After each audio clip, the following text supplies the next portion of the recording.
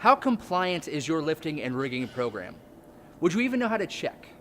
Well, in this episode of The Rigging Professor, we'll discuss what a site assessment is and how it's your best defense against an OSHA fine.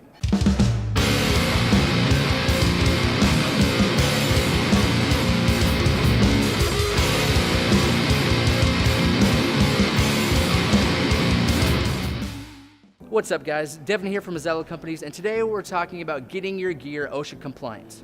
In this video, we'll cover what a site assessment is, the importance of transparency between you and a third-party vendor, and how your best defense is really to bring in a specialist to do that work specifically.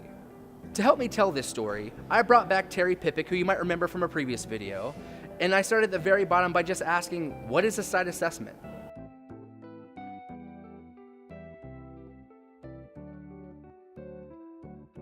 Essentially, it's a tool we developed to make sure our customers are compliant with the applicable ASME standards. So really what we did was we took the standard and then we developed questions around that standard. So for instance, if the standard B30.9 says you need to inspect your slings once a year, we make questions based on, have you done your yearly inspections? Is it documented?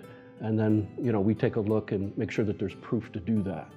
The other thing that we do with this is we make it so we're compliant to the standard, the customer is compliant to the standard, but also we'd like to put in there opportunities for improvement, best practices we've seen throughout the years working with companies like them.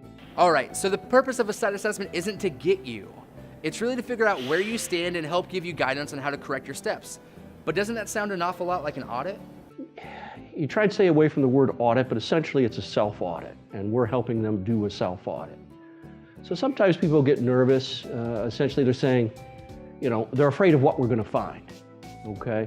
And, we try and say, listen, this is for your eyes only. It's for you to do what you need to do to be compliant, safe, and have a good work environment.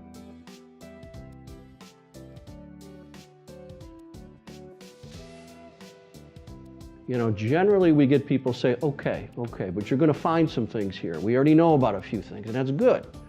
Transparency is key in this.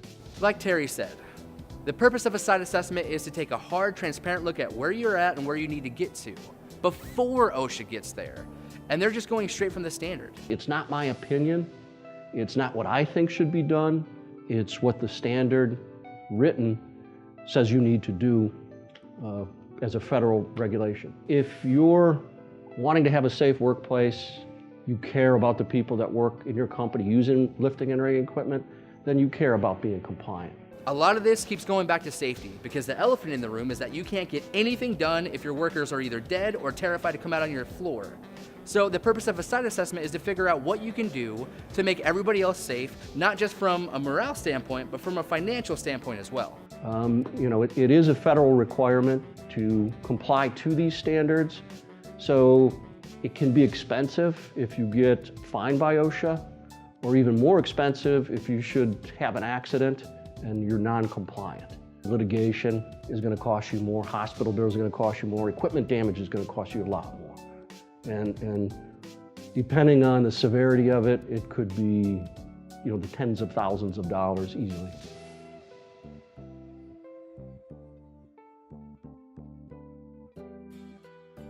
All right, so say you've decided to take good strides to making sure that your gear is safe and compliant. If you're already paying a safety guy, can't they just inspect your gear? It's good that your safety guy's checking gear. But it's better, I think, personally, to have a second set of independent eyes on it.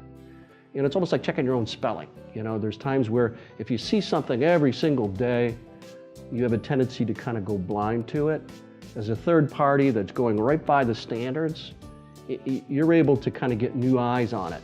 In fact, when we've done these site assessments, the same people that say, hey, I think we're good, when it comes to being compliant to the OSHA or the ASME standards, as they're walking around, they're seeing things differently, and they're actually finding things as well that they didn't see before. As we were talking, I wanted to ask Terry what things would keep somebody from wanting a site assessment completed on their facility. And honestly, it just comes down to one thing: fear. First of all, they're, again, afraid of what they're going to find, and then they're afraid that, A, it's going to get somebody in trouble. And it's really the wrong attitude. Yeah, your responsibility is to have a safe workplace based on the compliance of the standards. And we try to make sure that it's open, there's no blame. It's here's the standard, here's what you need to do. Whether somebody intentionally or unintentionally, was not compliant to the standard, well, we get it out in the open and we fix it. Nobody's pointing fingers at anybody, or at least we try not to get into that. So I want you to focus on that statement. The purpose of a site assessment is not to get you into trouble. They're not going to turn you into OSHA. It's to keep you safe. So as long as you're cool with that and you understand that, where do you start? First thing I always tell people to do is buy the standards. Because everybody's listening to what they think the standards are. You're getting bits and pieces of it from different areas, whether it be from vendors or people like us. Buy the standard. It tells you in black and white what that standard is. You can get it from the ASME website, and you can even subscribe to have that updated as needed. The other place I'd tell people to start when they're looking at this, after they get the document, look at your documentation, because that's exactly what OSHA would do, is they'd first say, okay, let me see your inspection records. Let me see your training records. Let me look to see that you're complying to this standard. And then of course they'll go then and look for evidence of that standard. So you can do a lot of this on your own. Buy the standard, read the standard, investigate the standard, and that'll get you pretty close to OSHA and ASME standards. But that's when it's time to bring in a third-party vendor to make sure that you are as close as possible.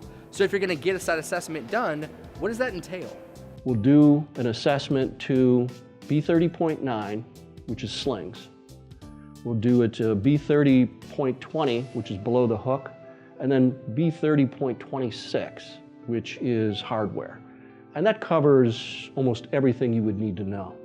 At least that's our area of expertise. Now, storing chemicals and lockout and tagouts, that's not what we get. We basically focus on lifting and rigging products and those standards they apply to. So I used to have a boss that said, keep the aces in their places. And essentially that just dialed down to making sure that the people that are the best at what they do are in the positions to succeed.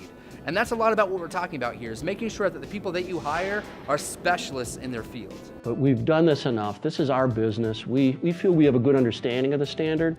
So if there's an issue where you say, well, we don't feel like we have to do that, we think we're compliant. Okay, that's your business. We're not going to take any other actions except saying, in our opinion, this is not compliant, and here's the way we would get you compliant or fix your issue.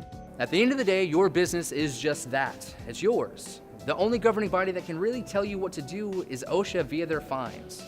And one of the last things that Terry and I talked about was where people stumble the most. And honestly, that's training. We'll tailor training to what you can do. And we prefer doing training probably at a minimum twice a year. And for the most part, that covers it, as long as you're getting the new people through the training regimen and you're updating and keeping fresh the people that have already gotten the training. I hope this video was able to better help you understand the purpose of a site assessment. If you like this video, consider checking out the rest of our Cranes 101 or Rigging Professor series, and while you're there, consider liking and subscribing to our channel. It's a new year, we're going to make a ton of new content, and I don't want you to miss out.